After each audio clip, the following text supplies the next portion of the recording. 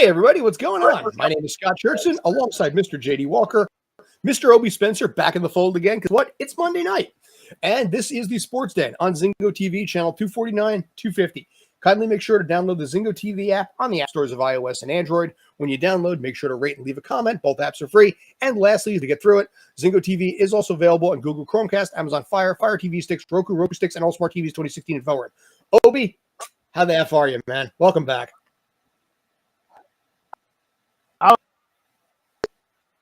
Having me. I know you didn't move things around. Grateful you did.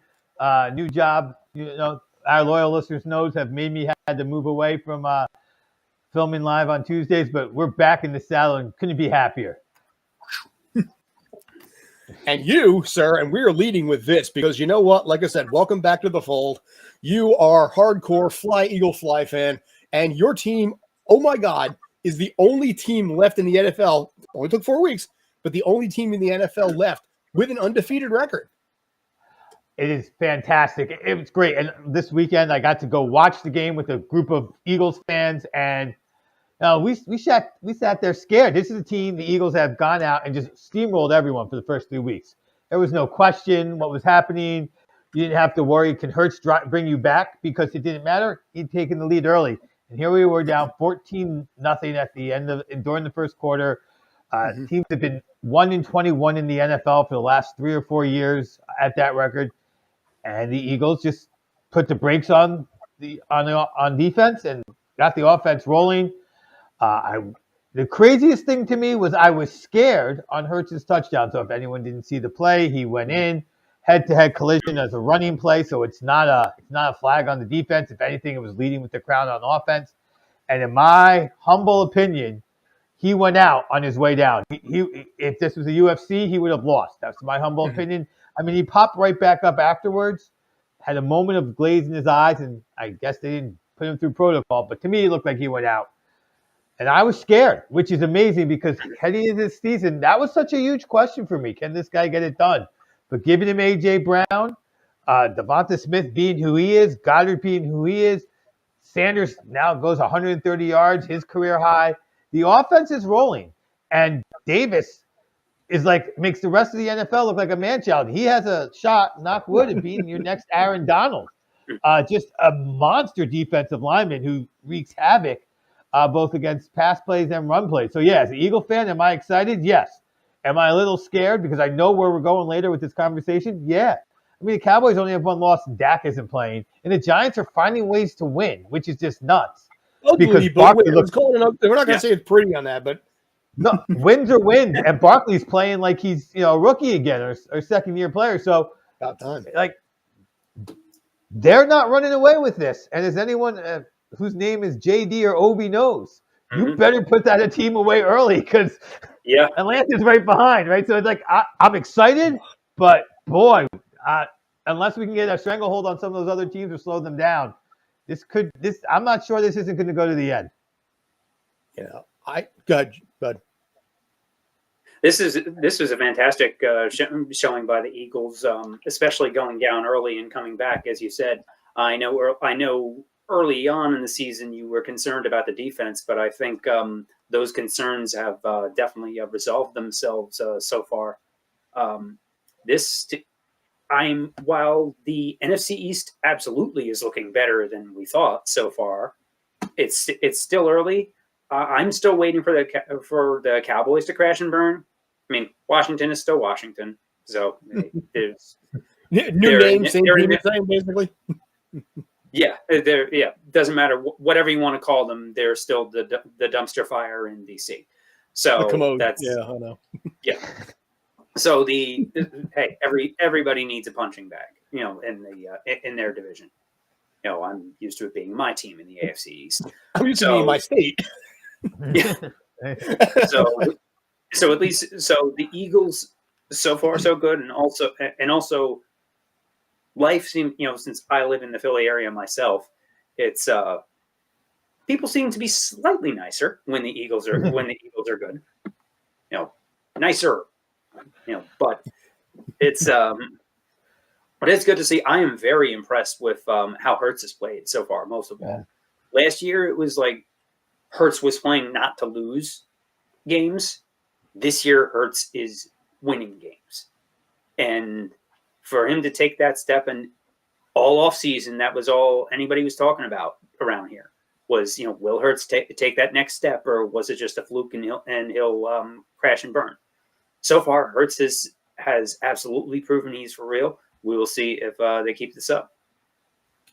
Very quietly. What's funny about this is very, very quietly, the Eagles, not only do they have the 4-0 record we just talked about, but they also have, as it turns out, actually the second most points in the NFC right now. Detroit Lions actually have 140 points. Believe it or not, they're blowing everybody away offensively, but their defense is just straight terrible. Yeah. But in spite of that, I mean, the Eagles very, very quietly at 115 points across 4 games here. That's, like I said, that's an explosive, exciting offense. If that defense can maintain the hold that they've been doing, this is a team that could challenge for the NFC championship run. Can they make the Super Bowl? Maybe, maybe not. They're still a young team. There's some concerns on that side of it. But I think this is a team that actually could have a lot of excitement and a lot of energy going down the stretch. And like you said, this may go right down to the very end here, where this is not going to be some division that's going to be locked up by week 12, 13, or 14. This could be something with, the Giants, granted, but I'm going to say also the Cowboys. Don't count that team out because they are experienced with and without Dak. I think all 3 teams could make this very interesting, even by week 15. And I think there may be some question marks about which team is going to take that division. But again, I stick to what I believe. I believe the Eagles will take that division. But you know what? It's about time for you guys. It really is. I was going to say, what really gives me hope for another Super Bowl run is Tom's looking old, and his receivers are looking as old as he is right now. They can't get on the field. And then Green Bay's receivers look like rookies. They all look like the kinds of guys who haven't played with that quarterback. It's really quite sad to watch. So those top 2 teams, the teams that really scared me, are not showing up. My biggest fear is that OBJ ends up back in LA. That particularly scares me. That they decide wisely to keep him, and he has the second half of the season like he had last year, which was phenomenal. And an injury away from a Super Bowl MVP he was. So it's the Super Bowl shot feels legit at this point. Because other teams don't seem to be up to it, and the Eagles are. But we have, not 16, 17, 13 more games to go. 13 games so there's to go, lot. There's a lot of maturing that can happen on these other teams, and I'm sure Viking fans are talking exactly like I'm talking right now, right? They're feeling exactly the same way as an Eagles fan is. So there's that to keep in mind as well. I would have greater faith in the Eagles than I would the Vikings. Granted, the Vikings did beat Green Bay. Give them a lot of credit on that. And ironically hold the first place lead in that division. But the Vikings are just an iffy team. If you basically put a gun to my head and said which of these 2 teams is going to be more likely to go into the playoffs and go further in the playoffs, I would have to go the Eagles on this one. I think that is a ready team. I think that's a strong team. They don't have to.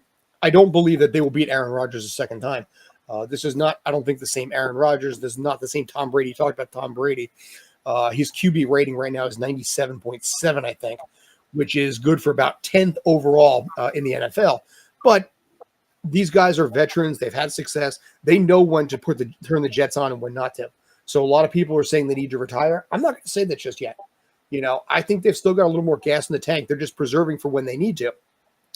But again, Jalen Hurts, you got to give that kid a lot of credit. There's a lot to be said about what that team can do and what he can do specifically. And that NFC East has suddenly gotten very, very exciting because it's like all the last few years that we've had have been crap. Yeah.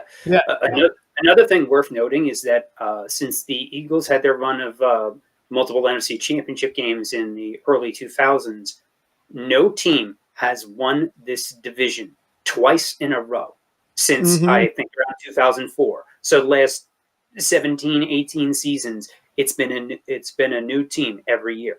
So with Dallas winning it last year, it's the Eagles' turn now. And I thought that even before the season started, except I was expecting, like everybody else, that it would just be whoever limps forward to 10-7 would win the division. But the Eagles and the other teams have proven that they are legit. I mean, I'm not sold on Dallas yet, but and the Giants have had an easier schedule, but the Eagles are for real. We'll see. We have the Eagles playing at Arizona next week, and then Dallas at home on Sunday Night Football 2 weeks from now. So and keep in mind also, in this case, when they play against Arizona, they're going to be playing against Zach Ertz. He's going to play with a chip on his shoulder for that game. I think it's the exact opposite on Zach Ertz. Zach Ertz wanted out, and the Eagles did everything they could to get him out to a place he wanted to go. That was a incredibly amicable cup. The Eagles fans still loved him. He left with one of those great thank you notes. It might be hype, but not just terminology is all. All right, Ertz and the Eagles parted ways on good terms. So as far as I know, there's no bad blood there. And it was a case where Goddard had clearly passed him, and Ertz needed to. It was best for both sides to part ways, and the Eagles did right by him, sending him to Arizona where he wanted to go. I still think there's going to be a lot of emotion involved here too. Yes, emotion for sure. Played with for years, so you want to put the best foot forward. Like you said, it was about as amicable a divorce as you could have there, but still, there's going to be emotions involved. I would not be surprised if he puts up stellar numbers. Yeah, I was arguing semantics of the term chip more than emotions. I agree. He's going to be bringing something special to the table. The other thing the Eagles have going for them, which is a new thing I've started saying around certain teams in the NFL, the Eagles have it. I think Scott, as a guy who always fears high contracts, you would agree with me on this, is they have a young underpaid quarterback. And when you have a young underpaid quarterback, it means you get to pay other players. And right now the Eagles are able to do that. So that's a nice little thing they have going for them until, of course, Hurts gets his money, which if he continues to play the way he's playing this year, he will be due. And then the salary cap becomes a problem, which in this case, we'll talk about Arizona, and the massive, massive contract that Murray got. And again, you pigeonhole yourself a little bit with something like that.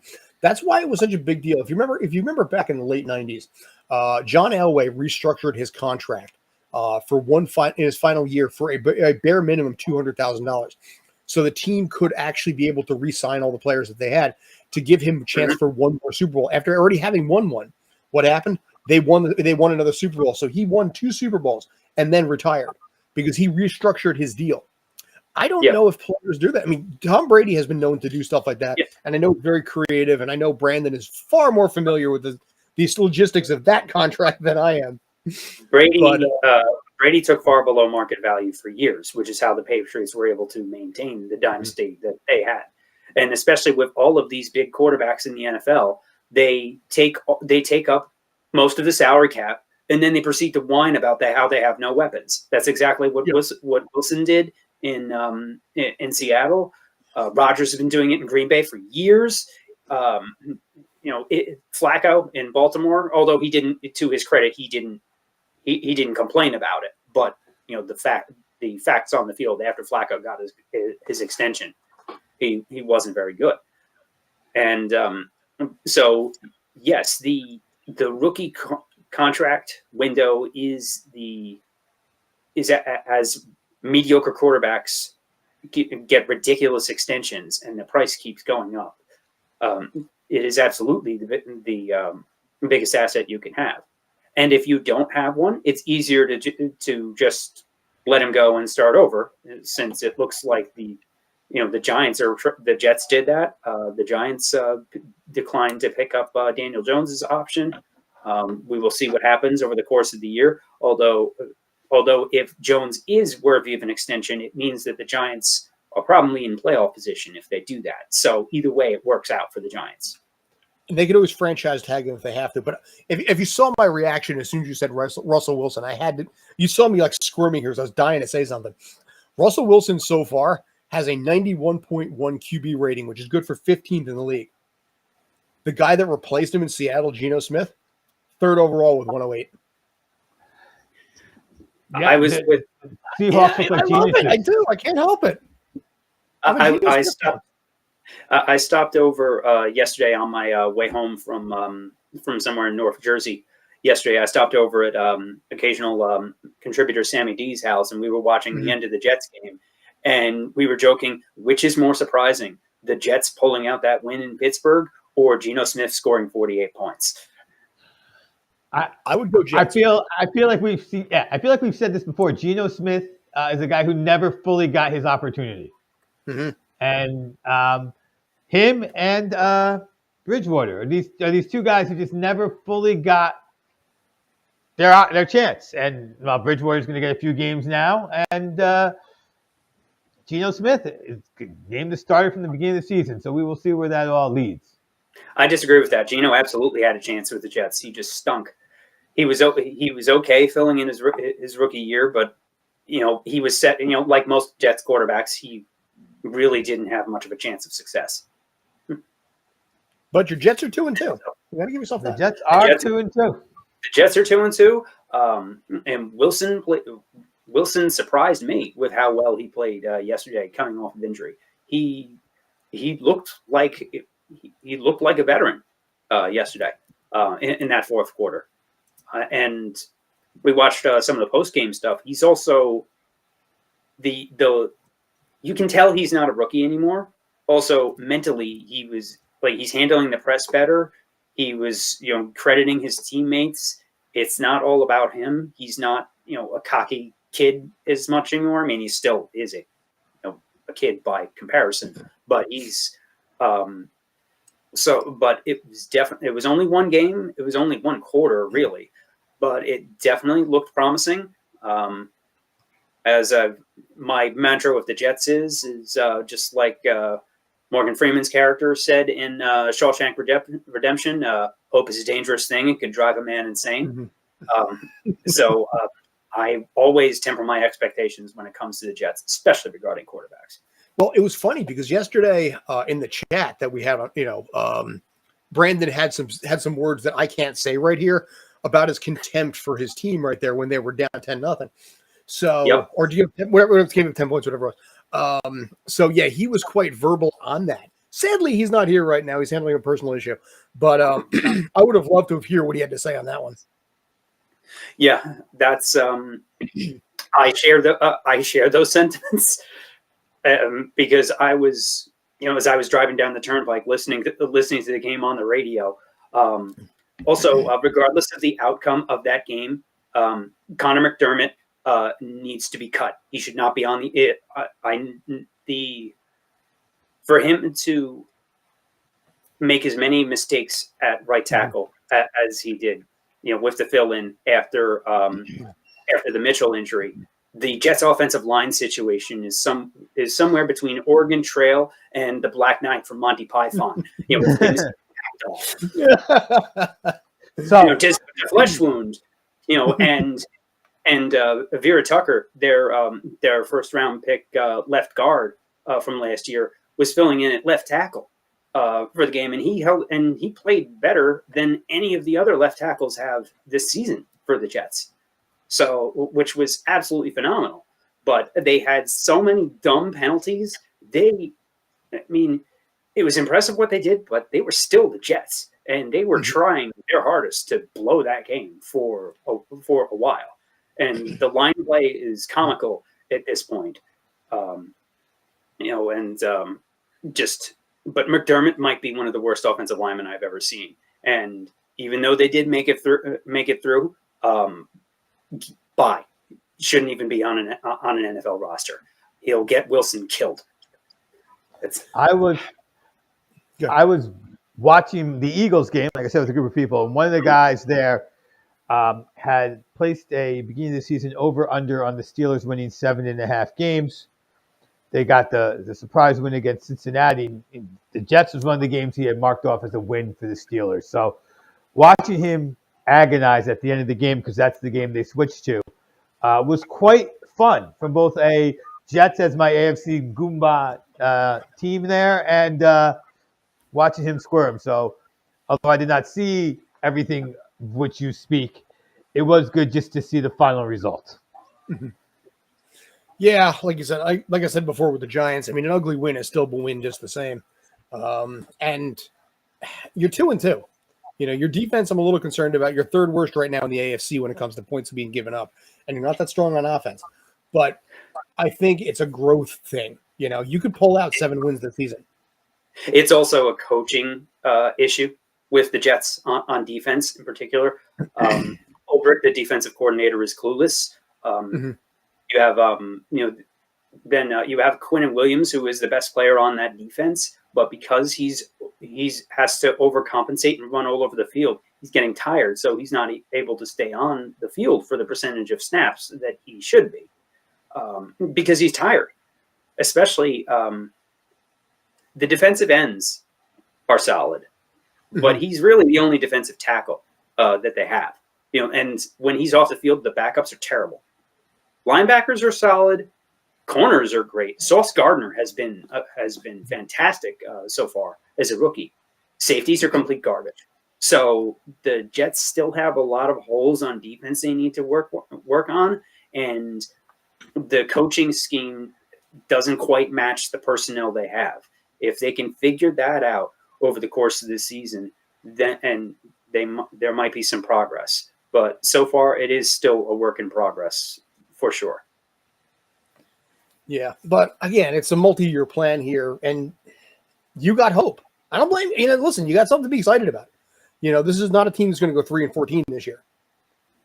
7 wins, I think, is possible. Maybe even 8. We will see what's happening with Miami right now. Eight's worse than 3. You don't get anything out of 8. You got the middle of the draft. That's what you get out of 8 wins. Yeah.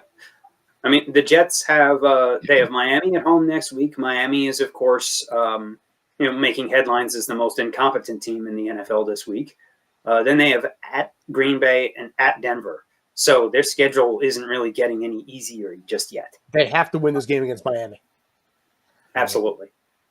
That's who knows what's going to happen with Green Bay and London next week. But I don't know. At Denver, you might have a shot. Russell Wilson is still struggling right now to get acclimated. So maybe you can still work that window. Went down. Sorry, I said Javonte Williams went down, which I think is really going to hurt them long term. Yeah, hurts my fantasy team too. Yeah, how is your / my fantasy team doing? Not too great lately because I forgot about the London game, so I wasted a flex spot because Alvin Kamara was out. It was a late scratch. Okay, so it's not entirely my fault if the team sucks here. Okay, in this case here, I got to do his draft for him. 2 weeks were rough. I was asked to do his draft for him, so I kind of take a personal interest in this because the whole thing was to get you out of the cellar, being a cellar dweller from last year. So if you fail, if you basically stay stuck at the bottom, it's 100% my fault because I picked your guys for you. But anyway, yeah, like I said, it's leave me posted on that because I'm still curious. We got to go back to the other New York team for a second because holy crap on a stick, we have a team here that. There we go. The Giants are 3-1. What kind of fresh hell is this? It's this. The Giants and the Jets have 5 wins combined this season. Since 2017, they were the team. They were the worst teams in the NFL from 2017 to last year. And suddenly, you know what? You got a 3-1 team. You got a 2-2 team. The Giants are winning ugly. They are not winning pretty. These are low-scoring affairs. The defense is holding. Saquon's doesn't get much uglier than yesterday. What's that? It doesn't get much uglier than yesterday's game, but they got it done. Even with Saquon having to fill in his wildcat quarterback at the end of the game. And that's like there's some concerns there. I mean, he has already admitted that he is seeing his old self back. He's like, this is the Saquon I used to be, using himself in the third person. Daniel Jones went down. He scored 2 rushing touchdowns. So from a fantasy perspective, if you had him, it's good numbers on that. There is some concerns. He's iffy supposedly next week for London, but otherwise Tyrod Taylor will be able to handle it. I don't know how well he does with that offense. It's not something he is as acclimated with yet, but irrespective, the team is 3-1. The NFC East is the only division right now that has 3 teams with a winning record right now. And that's kind of a big deal. They're 11-5 overall as a division goes, and the only division out there that has a perfect 4-0 record against the opposing conference. So there's a lot of respect to be had with the NFC East there. And the Giants, maybe they can go not 10-7, maybe. I'll take it.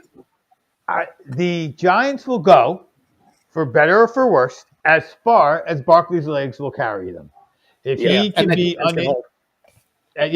because I think when he's healthy, he is as good a running back as King Henry, and has the ability to transform your offense to be a running offense in today's NFL, which is a huge advantage, because if you can actually be a running offense, none of the defenses are designed to stop you, right? So you get to play to what nobody else is doing. And he is kind of that beast mode type of guy if he doesn't get hurt. So, yeah, I think Tyrod Taylor can hand the ball off to him as well as Daniel Jones can, and make the few passes that need to be made to the barely existing wide receiver crew. I think the Giants are going to be a team to contend with because of those giant thighs and quads you have up on screen right now. Tyrod Taylor's status is going to be interesting to see, especially coming off of concussion protocol and a transatlantic flight. That I guess Davis Webb will be making the trip with them. The Giants haven't really made any announcements yet as far as the status of either quarterback, so we will see what happens with that. They wouldn't necessarily, though. Yeah, Packers in London, and then Baltimore at home the week after. I guess they don't give London teams bye weeks after that trip anymore. That used to be a regular thing, but I guess not anymore. In this case, I mean, it's a Sunday to Sunday, so it's not that bad. It's not terrible. It's a 9:30 on time start here over here. So the game will be over in 12:30, so about 6 o'clock over there. You can fly out the next day and still land, because remember, you got time zone going back. So if you leave at, say, 9 o'clock in the morning over there, you can land over here probably like 10 or 11 o'clock, and you can still more or less get your day back on schedule again. So it's not that tough. But 3-1, yeah, they would make some massive waves if they can somehow figure out a way to beat Green Bay. I don't think they beat Baltimore on this. I don't believe they're strong enough for that. But this is a little bit of a punctured roster when it comes to the Green Bay Packers. Yeah. I think at Jacksonville too after that Baltimore game. Yeah, I would say it's plausible. Right now, last I saw, the Giants are the underdog by 7.5 points, which is a big loss on that. But who knows? Like I said, it's a weird thing right now.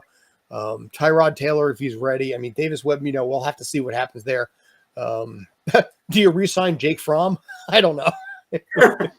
I mean, the best marketing play the Giants had last year was basically you got Jake from State Farm. And that's like the only good redeeming value the Giants had last year. But Daniel Jones is iffy. Obviously, the legs are his biggest thing. If the ankle's bulky, that is going to hurt him big time. It's going to hurt the Giants' offense. And there's no way they can sign somebody fast enough to replace him. Is that a high ankle sprain that Jones has? I didn't see the exact, I don't remember offhand. It's just definitely a sprain, but I think it's lower. He's iffy, so if it's a high ankle, if it's a regular lower ankle sprain, then he might be able to come back quickly. But if it's a high ankle sprain like Matt Jones has, then he's out for a month. Yeah, no bone damage from what I've read on that ankle sprain. And in this case, like I said, the only problem is it's going to actually hurt the speed that he has, and it's going to actually put a greater workload and expectation on Saquon if Daniel Jones isn't there to offset the unexpected. I mean, sure, who knows? Absolutely. I mean, can they hand the ball off enough time? It still is. It's not even the quarterback, because we've been talking about weapons. It is just nothing for them to throw to. No one's really panned out. Giants win ugly is how they operate. That's and Green Bay does not look good right now. And they just don't. Maybe they won, but they just don't look good. If you would ask anybody right there who has more points after 4 games, the Giants or the Packers, the Giants actually do. Yeah. Who would have thought that one? And the Lions are outscoring both of them. Well, Jared Goff is carrying fantasy football teams all over the country. Who knew? Their defense sucks grass, but yeah, that offense, my God, 140 points after 4 games. It's like they had one bad year, and now it's like, oh look, it's the same thing they used to have with Stafford. It's just can score, and then you watch the other team score more. Well, that's what ends up happening. You get the shootouts that are going on. But I think Goff also had a massive transition here last year. I don't think he was ready for that trade. I don't think he was prepared for it. And last year was a very tough year for him. I think that way. Was it LaShawn McCoy? I think had the same issue when he was traded from Philly to the Bills. He really had a hard time adjusting for a while because he was just shocked by the trade. Right. So and also with Barkley, usually coming off an ACL injury, they're not quite right the first year back, especially for a running back. It's usually how they make the leap the second year back. It's not until the second year back that they get back to their old selves, if they do at all. And it looks like so far so good that Saquon is back to being his old self. We'll see what happens. He's spent more time, I think, on the injured list than he actually had played in the last 2 or 3 years. So it'll be curious to see. But yeah, that offense, like you said, is going to be based on what he can do. His numbers are phenomenal numbers, and they are going as far as he can, because otherwise, yeah, that was nice while it lasted. All right. So speaking of New York, I was going to say, the messages came in, pivot to baseball. I was actually, that was literally my transition. Let's talk a little baseball for a second right now. Aaron Judge is far and away the greatest, walk on base, highest on base percentage of anyone who does not have to take the bat off of his shoulder in Major League Baseball right now. I think, what was it, yesterday's game? He drew 4 walks and only had 3 pitches that were hittable. Nobody wants to give up 62. Nobody wants to be Steve Traxel pitching to Mark McGwire for 62. All right. So Scott, don't answer this question, because I have a different opinion about this, and Scott and I talked about it before you got on with us pre-show, JD. So I will ask you. Scott thought about it for a while and then didn't even take a guess. Prior to Sammy Sosa and Mark McGwire's historic year, who was the National League home run lead, single season home run leader? I just read this recently. I think it was Hack Wilson. You are correct. Nicely done. I got it wrong. Nicely done. I only know about that because I read it in an article last week. Talking about the integrity of the home run record and the AL versus NL distinction. Okay, because to me, this AL NL thing, this is some made up stuff that they're doing with Judge. Like, he's having a great year, and as I was talking, I would fight for Judge over Ohtani for the MVP. And as a single season compared to his peers in any single year, I would argue that this is the greatest single season compared to your peers of ever. But the AL home run record is Bupkis. Who cares? He wears he. Like, that's such a fake thing, because they want to not celebrate the steroid guys. And anyone who's really willing to bet their reputation that a guy who looks like that is natty is a better man than me. I'm not saying he's not. I'm just saying, when somebody does something that nobody else ever has, and you're willing to go out there and think, he's natural. You're braver than me. That's all. You're way braver than me. The American League home run record is a talking point just because they just don't want to. They don't want to say non-steroids on the air. MLB is just trying to make you forget that even happens by especially with the Hall of Fame voting and all, even though everybody was complicit in it, from the commissioner on down. So just the talking about the American League home run record is their way of saying it, but not saying it with a wink and a nod. So so yes, distinction between leagues doesn't matter. The thing that is more impressive that I've seen cited, and I agree, is the distance between Judge at 61 and Kyle Schwarber with 42. Yep. Who is second in the majors in home runs. He has almost 50% more than the second place home run hitter. That's Babe Ruth type ridiculous discrepancy. My thing is this. If he did steroids, it wouldn't surprise me. If he did not do steroids, it also would not surprise me. This is you don't basically. I mean, the argument is you can't. You take steroids. You can't hit. It doesn't teach you how to hit a ball. Yeah, if you know how to hit a ball, you hit it further. Aaron Judge though is 6'7" and 282. He is already built to be able to hit the long ball. That is what he's designed for. Giancarlo Stanton is 6'6", like 240 or something like that. These guys are naturally built, and as a result, can hit the ball further. I would almost wonder in this particular case if Aaron Judge, I would lean to believe that he does not, personally. I know Obi, you might see differently. That's okay. I would lean towards not in this case because I wonder how much wholesale damage steroids would do to somebody of already that size. Because if you're 6'6" like that, this is not like Sean Bradley, who was like 7'6" and like 109 pounds. This is a bulked dude from the onset. And he doesn't have the face necessarily for steroids. If you saw, there's videos out there, time-lapse videos of like Barry Bonds when he was with Pittsburgh and then with San Francisco. And you see his face just expand outward. You're not really seeing that so much with Aaron Judge. And obviously there's certain things, the back knee, the foot size and everything. But I would lean towards no, because I almost wonder how much wholesale damage that would do to you if you started taking them and you're already that big. So his body's already going to fall apart. Whatever team signs him to this $300, $400 million ridiculous contract, probably record breaking that he's going to get from. So he's going to fall apart with that body type. Steroids or not.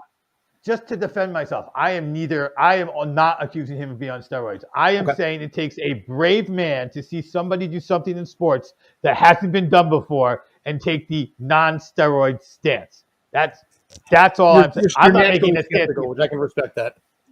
Yes, thank you. Okay. So those people who want to do the story as JD described, as we're saying AL because we're saying non-steroids, I think you're taking a real chance. I'm not going to argue the physiology of steroids, non-steroids. I've seen guys who are on steroids who make their careers out of literally talking about it, who are bodybuilders. And they'll point to actors and actresses and they'll be like, that guy's on. And I'm like, really, that guy? And they'll be like, yeah, you're never going to look like that guy unless you do steroids like me. And that guy does. So the physiology of it, I'm not going to try to truly understand. So that's not where I'm coming from. It's the fact that he has 62 and Schwarber has 40. It's like he's having unbelievable production that we haven't seen. Now, the one thing I will say that I do appreciate about his record, which Bonds' record shows, is he's got people hitting behind him. Even when Rizzo's had hot streaks behind him, he's in the lineup with Stanton. And it wasn't like Bonds where nobody was in the lineup with him. Now nobody's pitching to him at all because Rizzo stopped hitting. So they're like, what? Not going to pitch to him. I think it's more about not pitching to him than for winning's sake than not being the guy who gives up 63, 62, because I don't think it's a record that counts. Also, it's worth noting that the last few teams that the Yankees have played were division rivals and teams that were looking for playoff positions. There's no way the Red Sox were letting it happen on their watch, nope. So they were not going to pitch to him. Toronto and Baltimore, up until 2 days ago, were playing for positioning or trying to make a last gasp run at the playoffs. And even after Baltimore was eliminated, they still don't want to be the ones to do it. Texas, on the other hand, is playing for zilch. So I wouldn't be surprised if he doesn't get it organically. Let's say that a Texas September call-up pitcher will groove one, and just to let Judge have it. I don't know. I mean, like I said, I don't think anybody wants to be, in this case here, this is the series finale for Texas. I don't know how they feel about letting Aaron Judge break the record in their park in the last series that they've got for the year. I'm not surprised by the walks. Like I said, I don't think anybody wants to be Steve Traxel. And my opinion is they're not going to be Steve Traxel. Like, that's my biggest debate with you, Scott, is that it's still just the American League single season home run record. And as long as I'm on this planet and I have a breath about it, it's a meaningless record. When someone says to me, Aaron, I'm going to be like, yeah, But did you see what Bonds did in 2007? Because that's the whole. Well, it's in the records. Here's the one difference, though. Matters. This is the funny thing. This is where I think 98 and this year are different from 2007. In 98, you had 37 years between Maris and McGuire. Right now, 61 years on the AL side of it, between 61 and obviously now. When you went from McGuire to Bonds, you didn't have those decades. You didn't have that mystique build up around the number. Mhm. So 73 didn't mean as much because 70 had just happened. I think when you need time for mystique, and in this case, you see Roger Maris's, son coming out, Aaron Judge's mom comes out, and they're side by side. And Michael Kaye had a great line about that. Basically, the son of the previous record holder, is hugging the mother of the current one, or something along those lines. It was really, really impressive that way. The symmetry of the numbers, the 61, and 61 years later, Maris wore 9, Judge wore 99. There's a whole bunch of them, which are pretty cool coincidences like that. It's almost like the Kennedy Lincoln thing, Same kind of thing. But to me, it all goes back to what JD said. This is just a wink and a nod to it not being steroid era. And as far as I'm concerned, that's the baseball I grew up with, and that's the record. The other thing is, again, I would like to say I will fight anyone verbally if they take this Shohei Ohtani MVP over Judge. What he's doing this year, phenomenal. Best season I know of compared to your peers any single season that I'm aware of. So give him the Cy Young because he's a better pitcher than he was last year. Yes, whatever you want for Ohtani Shohei. deserves Cy Young, but Judge deserves the MVP. So it's most valuable player to your team. Aaron Judge, you pull him out of the lineup, the Yankees struggle. You pull Ohtani out of that lineup, the Angels still suck. The other knock, if you will, I would put on Judge, and this is just like Bonds was a product of his time, Judge is a product of this time. So I went to see where did Judge stand. Judge is hitting, compared to that 2007 season. But Judge strikes out a lot. I mean, a lot. Now, nobody cares about striking out anymore. Everybody strikes out a lot. That's the game now. That's the game now.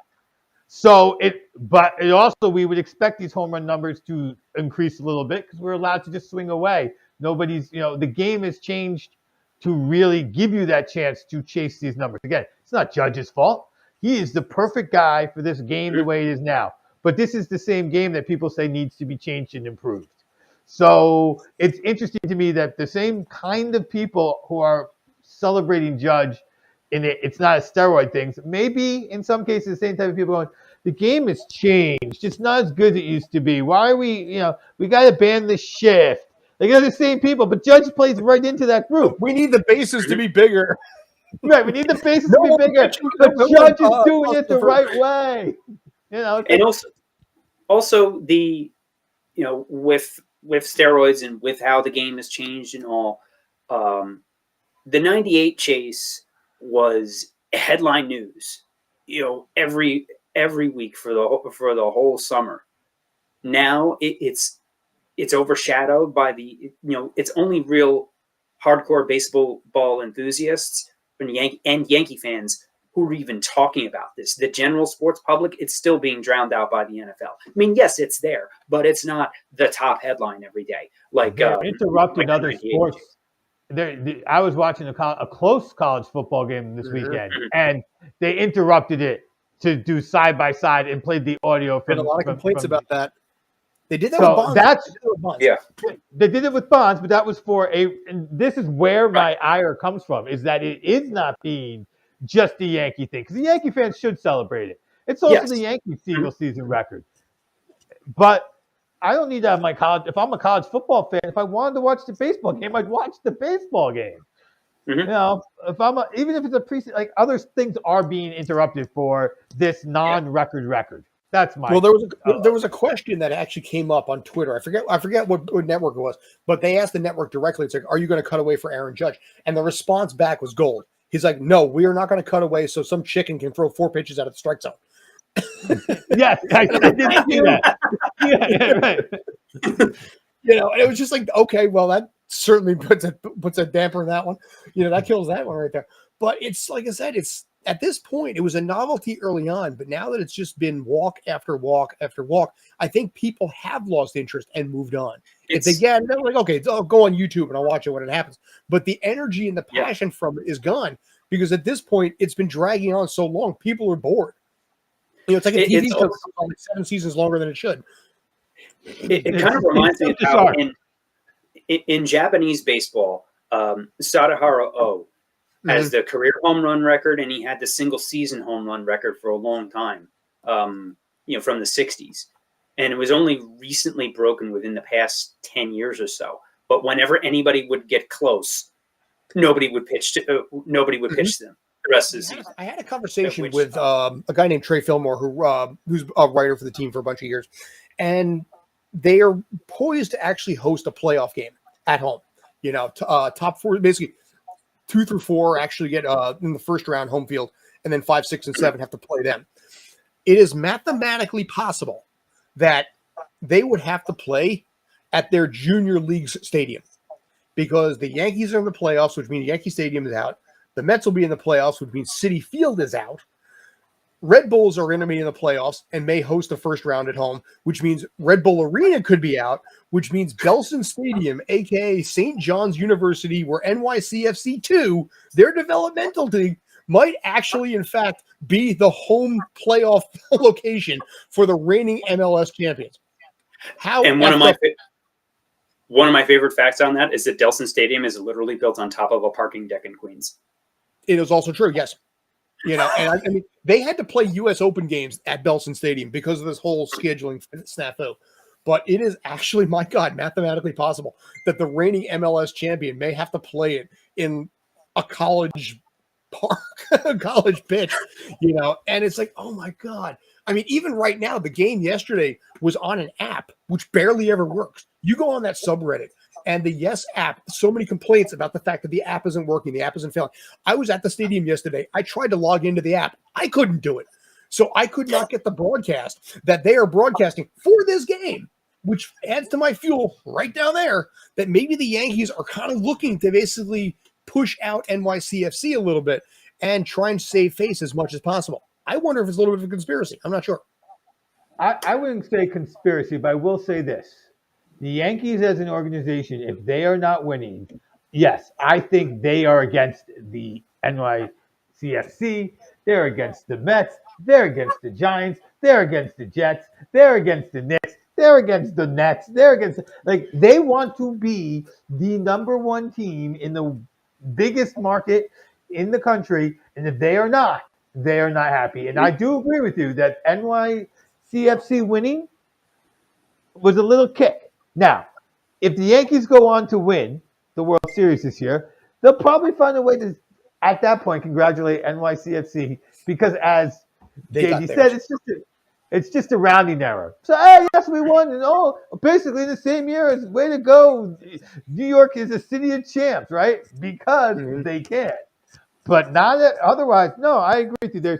I'm not saying they would intentionally make their app not work because that could affect other things on their app. It's a crap app. It really is. Right. And they're like, well, just put the game on the crap app. Yeah, sure.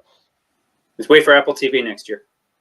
That's going to be a big difference there. I'm curious to see how that's going to play out, and I'm pretty sure that's going to resolve a lot of the issues in this case because they see how big. It'll resolve a lot of the issues. It's what. Go ahead, Obi.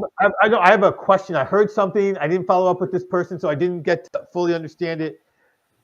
It was suggested to me that in streaming services, when you are watching a game on streaming services, you have options of audios that you can take the home team or the away team's radio and stream it through. Is that true? I've seen that option for when I've watched some games on the ESPN app on my phone. Okay. Because there was a few that it did give a choice for whether you wanted home team or away team audio. They had 3 choices. They had home team, away team, or Espanol. Mm-hmm. Okay. All right. Yeah, some of them do that. By the way, if you ever get the chance, if you get that option for football, find German. German NFL is It is hilarious. Remember Andres Cantor, the guy that basically made go famous, and that energy and that passion? Germans broadcasting the NFL. Just look it up on YouTube. It's one of the funniest things you're going to find out there. I don't know if they're all drunk right off the bat, but they sure as hell seem like it. And it's glorious. Just watch it. Anyway, I always wondered if Gary, Keith, and Ron were drunk, because you need to be to watch 162 Mets games a year normally. You know, Dude, I was thinking like Major League, where they're just passing a bottle of Jack Daniels between them. Dude, Gary's out for the year. He injured himself falling off a step. See if Obi's back for Seton Hall basketball starting up next month. Dude, apparently Gary Cohen's huge into that. He does the Mets game for like the income, and he likes the environment. But apparently his passion is Seton Hall. Yes, I've heard him say that. He was on. I heard him on a podcast with Matt Loughlin earlier this year, where he said that the Mets were a job, but Seton Hall basketball was his passion. That's pretty cool. And that was incredible to hear.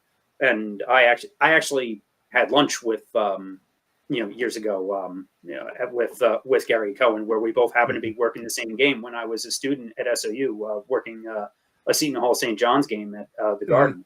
So we ended up eating. We ended up at the same lunch table with them, while my partner with SOU was trying to completely restrain himself from completely geeking out.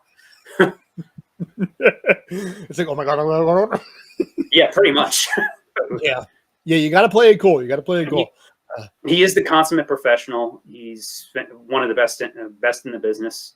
And yes, I'm biased as a Mets fan, but I think that they're the best home team announcing group in all of baseball.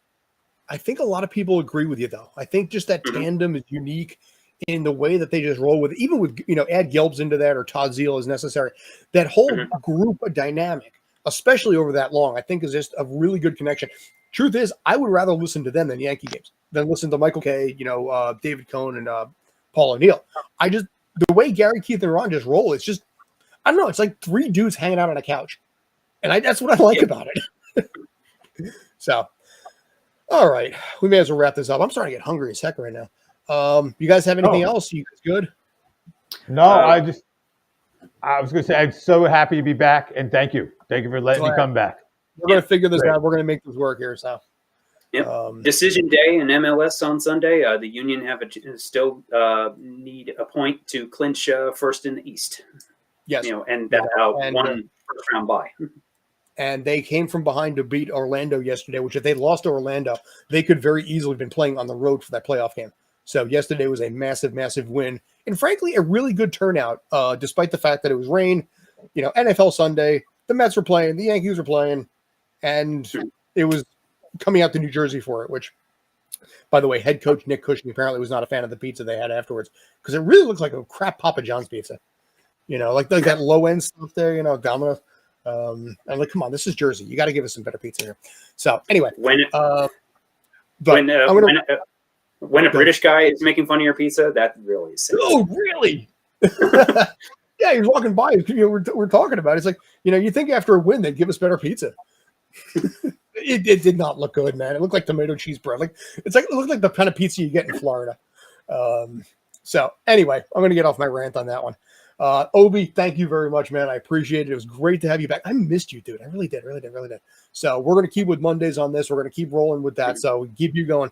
JD, thank you. I know you got to bail, but thanks as always. I appreciate it. And like I said, Tales from the Film Set coming up. We're going to be talking a little Dragon Ball. We're going to be talking a few other things in there because of the fact that a lot of the fan base now is apparently heavy on Dragon Ball. We're probably going to be catering a little bit to what the fans want on that side of it. Anyway, I'm Scott. Thanks as always for tuning in. Appreciate it. You guys are awesome, and take care.